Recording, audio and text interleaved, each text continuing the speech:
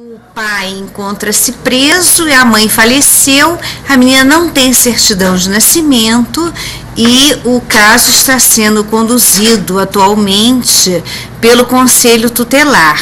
Eu já esperava que essa criança já estivesse na escola, né? Mas a coisa está sendo mais lenta do que eu imagino.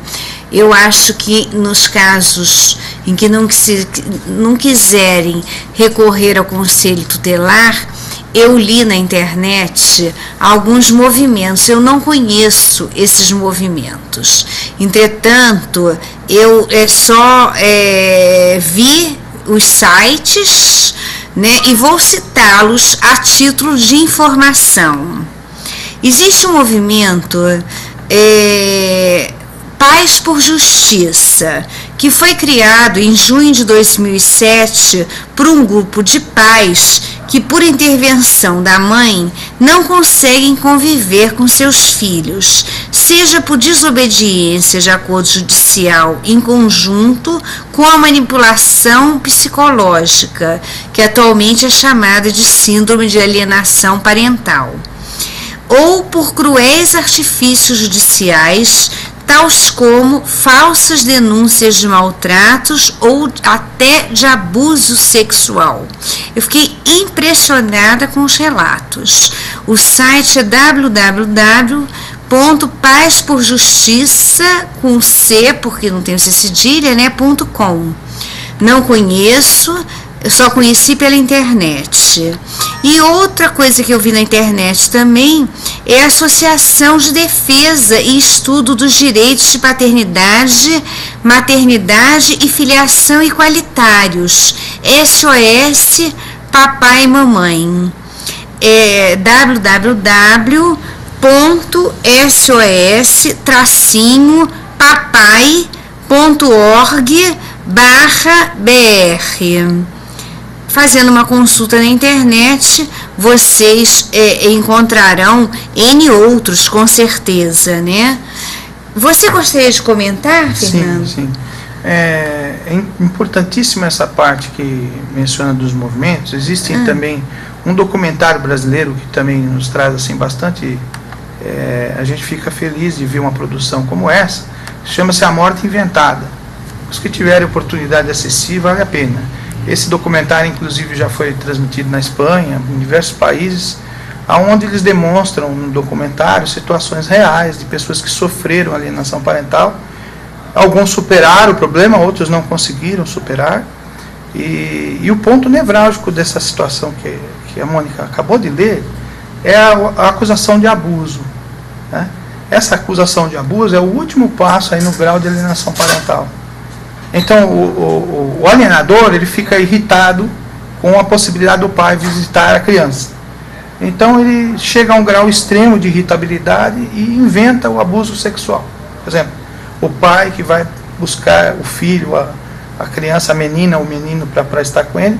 Então, eles usam desse expediente. Antes da nossa legislação, a Lei 12.318, como funcionava? Alegou abuso, automaticamente... o procedimento era o seguinte: o juiz já impedia a visita. Vamos impedir a visita, por quê? Porque há uma ameaça de dano para a criança. Então, até que o pai conseguisse na justiça articular os seus direitos, ele levava, a criança crescia, deixava de ser criança. E no documentário da Morte Inventada, que é um filme que eu recomendo para quem quiser assistir, vale muito a pena, eles fazem um enfoque, aqueles filhos dizem assim: por que você desistiu de mim, pai? Porque nós temos esse outro problema também, né? Que o filho imagina que o pai desistiu, mas o pai, ele luta como pode. Então, qual é a contribuição significativa da nossa legislação em relação à lei de alienação parental? Justamente a lei e os operadores do direito que estão nos assistindo, eu faço o voto que você incentive, quem é advogado, utilize esse argumento. A lei, ela dá liberdade para o juiz de não interromper a visitação. A criança não pode ficar sem a figura do pai. Falo muito pai, não por defender, não sou machista, nada disso. É que numa questão de estatística, o que se comprova é que a maior parte das pessoas que ficam com a guarda unilateral são as mulheres. Então, em uma proporção estatística, a gente acaba chegando à conclusão de que os maiores vítimas são os homens, né? E 30 a 40% das denúncias por abuso sexual, segundo o estudo que a professora Maria Berenice Dias fez, diz que são falsas. Maria Berenice Dias é uma das precursoras do direito da afetividade, do direito dos homoafetivos, inclusive dessa questão do direito de família. Tem contribuído muito nesse sentido. Então, veja, porque a acusação de abuso ela pode provocar mudança. Aí já vamos entrar na sanção. Quais são as penas para o alienador? O que ele pode sofrer em razão da prática desse ato de alienação? Se comprovar que... Não sei se eu estou me antevendo. Não, pode ir em frente. O alienador, ele poderá perder... tanto ele poderá ter uma... Vamos supor, o outro tinha o direito de visita. Esse direito de visita poderá ser aumentado, né? Tanto começa por aí, quanto poderá ocorrer a guarda compartilhada. O juiz poderá determinar que a guarda fique com os dois. E em último caso, que aí seria no caso para quem faz uma alegação como essa, que o pai abusou do filho sabendo que não existe essa situação, só para dificultar o exercício de um direito que vai trazer o direito fundamental da criança, poxa, que é a convivência familiar, ele poderá também ser punido com a perda definitiva da guarda. Então ele poderá perder a guarda da criança. A gente escuta muito, né, quer dizer, no dito popular, de que o pai gosta dos filhos quando ele está com a mãe. Depois separa, ele já vai constituir outra família e deixa os filhos. Quer dizer, pais, não desistam dos seus filhos. E a gente verifica por esses movimentos que os pais lutam pelos filhos, mas até aquilo sair da criança, de que ela não foi rejeitada, né? Quer dizer, então o pai tem que estar permanentemente, a mãe também, né? Porque às vezes também em muitos casos, apesar de não estar na estatística, quer dizer, a mãe tem a guarda, mas não tem a afetividade com a criança, né? Quer dizer, eu acho que quando se faz esse tipo de coisa, existe uma deficiência de afetividade, uma falta de afetividade muito grande, porque você faz isso com seu próprio filho, né? Com um ser humano que você gerou, né? Quer dizer, é porque tem uma deficiência afetiva, né? Não posso acreditar de outra forma. Aqui nós tivemos mais duas participações do Matheus. Olá, boa noite, estou ligado no seu programa. Obrigada, Matheus, por participar. E do Gomes, olá, boa noite. Está muito boa a programação, estou adorando. Obrigada, Gomes, por participar também. Vamos em frente. Se quiserem mandar perguntas, também... Fica à vontade. Né?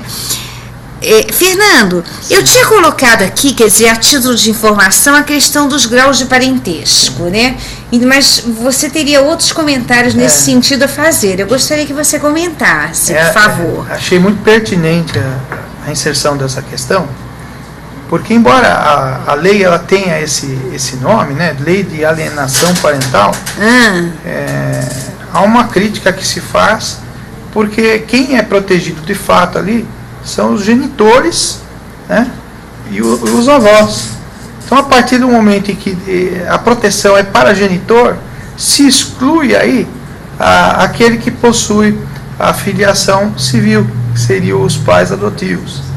Então, a lei ela tem essas falhas, né? São pequenas falhas que ficam aqui a nossa crítica. A ideia de parentesco, talvez como ela foi importada do estadunidense, lá do norte-americano, ela teria um defeito semântico, né? Que seria a ideia do parents, né? Que seria pais, e não relatives, que seriam parentes. Então houve talvez esse aporte aí, muitos entendem dessa maneira, de uma forma equivocada.